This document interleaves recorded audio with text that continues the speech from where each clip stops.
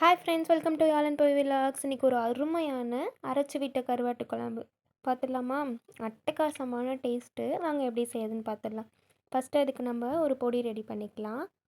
சீரகம், மிளகு, வெந்தயம், மல்லி, காஞ்ச மிளகா, காஷ்மீரி சில்லி. வெந்தயம் மட்டும் கம்மியாக சேர்த்துக்கோங்க. பேனில் எண்ணெய் விட்டுக்கோங்க. இப்போ எல்லாத்தையுமே ஒன்று ஒன்றா சேர்த்துட்டு நல்லா பொன்னிறமாக வருகிற அளவுக்கு வறுத்து எடுத்துக்கோங்க. இதெல்லாம் வறுந்ததுக்கு அப்புறமா மிளகா சேர்த்துக்கோங்க.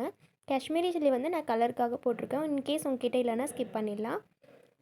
அரைச்சி எடுத்து வச்சுருங்க. இப்போ அகைன் பேன் வச்சுட்டு ஒரு 10 போல் சின்ன வெங்காயம், ஒரு 6 பல் பூண்டு, 2 தக்காளி எல்லாத்தையுமே இது மாதிரி நல்லா வதக்கிட்டு அரைச்சி வச்சுருக்கதோட இதையும் சேர்த்து ஒன்றா அரைச்சி ஒரு பேஸ்ட்டு மாதிரி வரும், தனியாக எடுத்து வச்சுருங்க.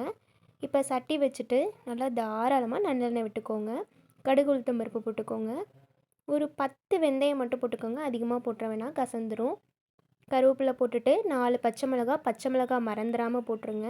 சின்ன வெங்காயம், பூண்டு சேர்த்துக்கோங்க. பூண்டு அதிகமாக இல்லை, ஒரு 4 பண்டு பூண்டு மட்டும் போட்டுக்கோங்க.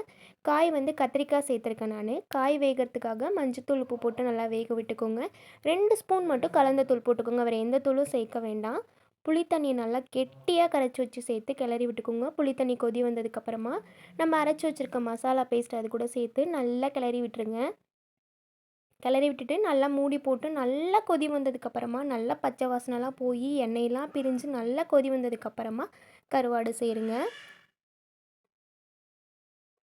கருவாட்டு குழம்பு எப்போதுமே கெட்டியாக இருந்ததுனா தான் ரொம்ப நல்லாயிருக்கும். ஸோ தண்ணி அதிகமாக சேர்த்துற வேணாம். கருவாடு சேர்த்துட்டு கொஞ்சம் கூட கிளறி விட்டுறாதீங்க. அப்படியே மூடி போட்டு அதிகபட்சம் ஒரு 3 மினிட்ஸ் மட்டும் குக்காக விடுங்க.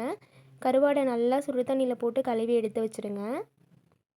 அவ்வளோதான், எனக்கு ஒரு 3 மினிட்ஸ் ஆகிடுச்சு. கருவாடும் நல்லா வெந்துட்டு நான் கிளறி விடலை, ஏன்னா கிளறி விட்டோம்னா கருவாடு வந்து உடஞ்சுங்கிறதுனால 3 மினிட்ஸ் கழித்து ஒரு 5 மினிட்ஸ் அப்படியே ஊற விட்டுட்டேன். அவ்வளோதான். இப்போ சுட சுட சாதத்தை போட்டு எடுத்து கருவாட்டு குழம்பு ஊற்றி சிம்பிளாக ஒரு முட்டை தொட்டுக்கு வச்சு சாப்பிட்டேன். அட்டகாசமான டேஸ்ட்டு. கண்டிப்பாக ஒரு டைம் ட்ரை பண்ணி பார்த்துடுங்க. மிஸ் பண்ணிடாமல் மறக்காமல் ஐடியா ஃபாலோ பண்ணிக்கோங்க. தேங்க்ஸ் ஃபார் வாட்சிங்.